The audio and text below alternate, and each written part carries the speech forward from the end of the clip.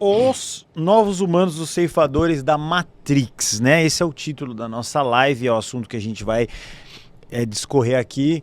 E logo que eu falo Matrix, até a inteligência artificial ali, a Thumb tem aquele filme, né, que todo mundo conhece do Keanu Reeves, que fez ele ficar famoso e etc, que a gente vive numa ilusão. Uhum. Eu queria que antes da gente entrar no assunto principal, você desse o seu conceito de Matrix, porque a gente ouviu de tudo aqui um pouco. Qual é o seu conceito sobre essa Matrix? Vamos conceituar isso antes. Vamos. Matrix, claro, o filme fala muito sobre isso, mas ele vai num patamar que eu acredito que nós temos que colocar em um outro patamar, né? Porque ali vai muito a parte de tecnologia, uma parte um pouco fora assim, da compreensão para que a gente possa entender. Matrix, na verdade, é esse sistema que nós vivemos hoje, né? Um sistema financeiro, um sistema governamental, um sistema religioso, um sistema piramidal, onde nós temos ali os Illuminatis, né? A cabeça controlando, onde 1% do mundo detém 50% de toda a riqueza. Né? Então, este controle, que é um controle exercido pelas grandes corporações, pelas instituições, pela religião, né? Os 4 pilares de controle da humanidade, governo, religião, a mídia e a educação, formam um conjunto de ferramentas, né? De um sistema que controla as pessoas. Então a Matrix é esse controle que nós temos, né, neste plano, né? O filme Matrix ele eleva para um outro patamar, ele já eleva num controle de consciência, num controle dos arcontes, no controle de seres extraterrestres, que sim existem, mas eu acho que é um patamar que você precisa ter uma compreensão melhor para a gente poder lidar com essas informações, senão acaba atrapalhando as pessoas, e aí elas entram sempre nessa, mas isso aí é muita viagem, isso aí não existe, isso é muita loucura, né? Viveu tão preso dentro de uma caixa que se você realmente expande de uma vez, é muito difícil. Então, a jornada do despertar da consciência, ela é uma jornada. Então ela tem um começo, ela tem uns processos para que se você não tenha tanta informação assim de uma vez só e você acaba desacreditando. Então o que era para te ajudar acaba atrapalhando. Então, resumindo, Matrix é esse sistema que nós temos hoje, que é um sistema já arcaico, que é um sistema de controle que nós estamos vendo ruir, né? Nós estamos vendo ele se desfazendo na nossa frente, para que o novo apareça, né? Então, são esses pilares, só para a gente retomar aqui. Religião, educação, governo e mídia. E mídia. Hoje tivemos, esse programa é ao vivo, toda a mídia está falando disso. A fumaça branca saiu lá no Vaticano. Se você viu isso, meu querido Terminator. Com certeza. Tem uma pergunta sobre isso especificamente. Que é um dos pilares ali, né? Sim. Obviamente que a instituição, né, católica é muito poderosa ainda, né? E tivemos a eleição do Leão 14. É isso hoje, né? Então, americano. A gente está falando um pouco sobre isso. Curiosa, eu dei uma passada, eu não sou especialista nesse assunto de maneira nenhuma nessa religião, fui criado na religião católica e me pareceu minimamente curioso ser um americano, né? Assim, uma coisa curiosa, no mínimo. Temos que aguardar um pouco, mas são muitas coincidências, né? Nós tivemos aí o vice-presidente americano, foi o último a fazer a visita ao Papa. Né? Francisco, foi o último. Ele fez no domingo, na segunda-feira eu não estava mais. Passando alguns dias, nós tivemos uma postagem do Donald Trump. É verdade. De Papa. Né? Já havia sido escolhido ali, parece, né? E agora nós tivemos a eleição de um Papa americano, que não era o mais cotado. De jeito nenhum, né? Então nós temos aí sim uma não ia falar uma interferência, mas existe ali um dedo, né? As consequências nós precisamos... Sopro.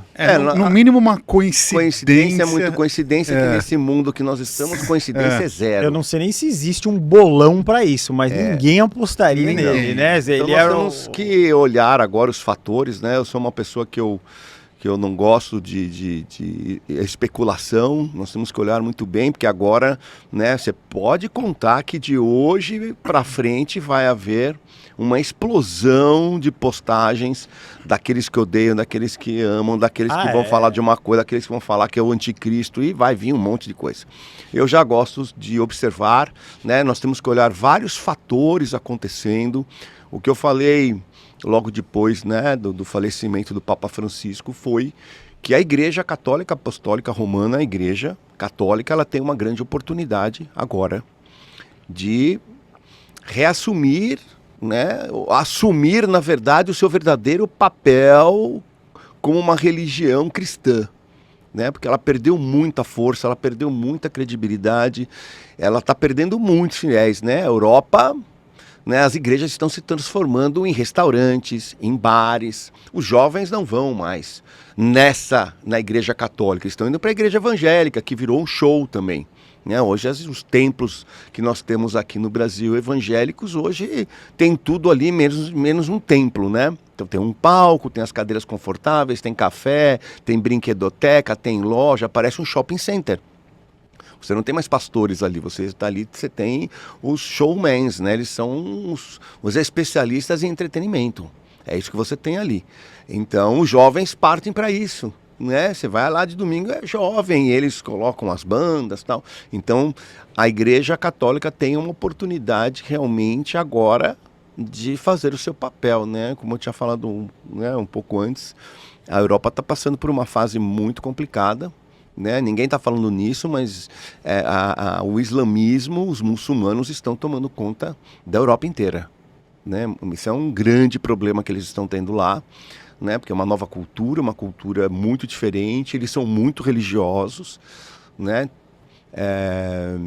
e muda muita coisa. Então é uma grande ameaça para o cristianismo.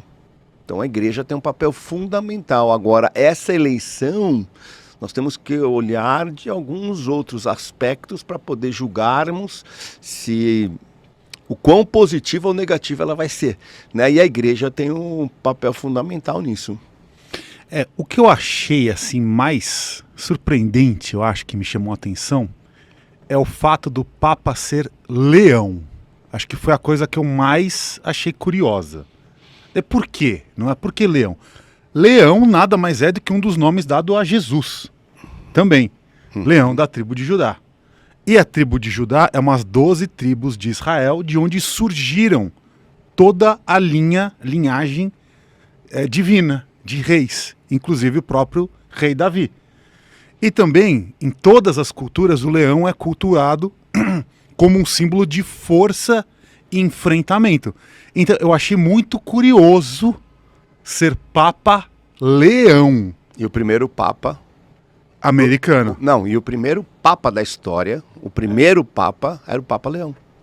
Papa Leão. Esse foi o primeiro Papa, Papa Leão I. Então, Ele foi o primeiro Papa que nós tivemos, né? Quando criaram o cristianismo, quando o Império Romano criou o cristianismo, a Igreja Católica Apostólica Romana, o primeiro Papa chamava-se Papa Leão.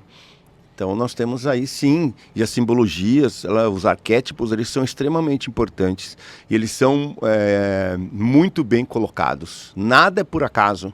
Não é por acaso, nada é coincidência.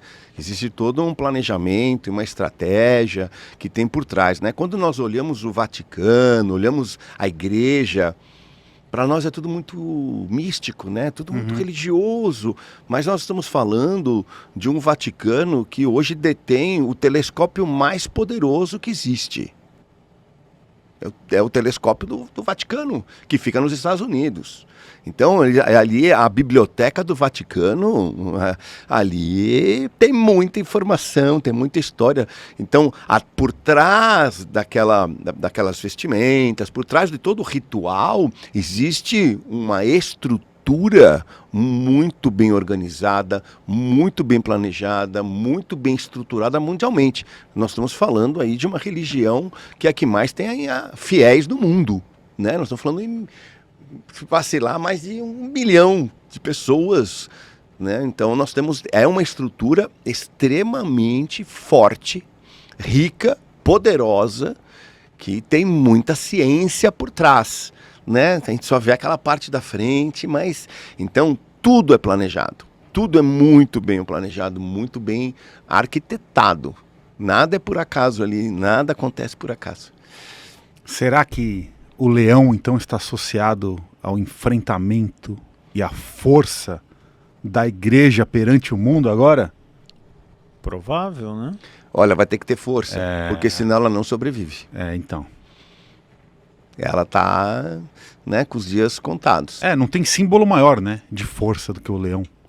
Então agora ela tem uma oportunidade, né, de poder reverter esse processo de decadência, que é o que está acontecendo, e vai ter que fazer isso alinhado, eu acredito muito, nessa nova era, com a nova consciência, com a verdade, né? Ela vai ter que expor a verdade, porque se ela continuar nesse mesmo processo de doutrinação, de fazer tudo por baixo dos panos, de esconder a verdade, ela vai continuar a trajetória que ela está e é ladeira abaixo, né? É uma oportunidade, vamos ver se ela vai pegar ou não essa oportunidade e o que tem por trás, né, de tudo isso, que eu acho que o tempo vai mostrar, né? Agora vai vir muito achismo, vão vir muitas teorias malucas, né? Anticristo vai vir com pau agora, né, meu? Porque um é um anticristo, porque o outro é um anticristo. E tem todas essas histórias por trás aí. Não, virou, eu acho que agora é uma forma de você impactar a internet, é você falar que tudo é anticristo e satânico. Porque na época do show da Lady Gaga, a todos os espiritualistas lá de internet, o ritual foi aberto, Lady Gaga abriu as portas do inferno, agora o anticristo chega, é a preparação do anticristo para a terra. O show da Madonna, mesma coisa. Teve um outro show de não sei quem aí, de um outro artista, sei lá o que é que vocês conhecem, que também é a mesma coisa, abriu os portais do inferno. É uma coisa meio que da Ibope, né, essa história. Ficar falando de anticristo. Porque eu vi também um monte de gente postando que o anticristo foi nomeado, que o Papa Leão seria o anticristo. Eu vi um monte de postagem. Eu acho que nós temos que separar as coisas. Primeiro, esses shows realmente são rituais satânicos, né? Quando a gente olha assim, se nós pegarmos, claro que dá Ibope, mas se nós olharmos mesmo, né, as roupas, as vestimentas, o que significa, as letras, as entoações, tudo ali abrem portais mesmo energéticos. Porque o sistema trabalha assim, né? O sistema, ele é satânico, né? Então existem rituais para isso. Agora, é a abertura do portal para a vinda do anticristo, aí já aumentam muito a história, entendeu? O que é o anticristo? Aí você vai ver um monte de coisa. Cara, o anticristo é todo aquele que é anti as leis crísticas, que é anti-Jesus, que não faz o que Jesus ensinou de verdade. Então você tem muitos padres que são anticristo, você tem muitos pastores que são anticristo, você tem muitos governantes que são, você tem muitas pessoas que são anticristo. Né? Não é uma pessoa, eles querem sempre, o ser humano ele foi acostumado a sempre eleger um, né? É esse que vai vir, não é esse, são todos aqueles que atuam contra os verdadeiros ensinamentos de Jesus Cristo, que atuam contra a consciência crística. Quem atua contra a consciência crística, quem não vibra no amor, na compaixão, no perdão, no respeito, na justiça, na honestidade, são anticristos, porque vão contra as leis crísticas, a consciência crística, que é a irmandade. Então, não é são milhões. São todos esses que fazem parte, que todos juntos formam uma consciência anticrística. Né? Assim como os despertos, aqueles que estão buscando, ou como os novos humanos, que nós vamos conversar hoje, são aqueles que são consciências crísticas, né? Como eu falo, o despertar da consciência, na verdade, o correto dizer é o despertar da consciência crística. Que foi o retorno de Cristo, é exatamente isso, né? Não é o retorno de Jesus. Ele nunca disse que ele retornaria. O que ele disse é que as pessoas teriam a consciência crística, que teriam o Cristo, que é a consciência crística. Então, despertar da consciência é isso. Agora, quem não desperta e quem continua fazendo tudo contra os ensinamentos, esses são os anticristos.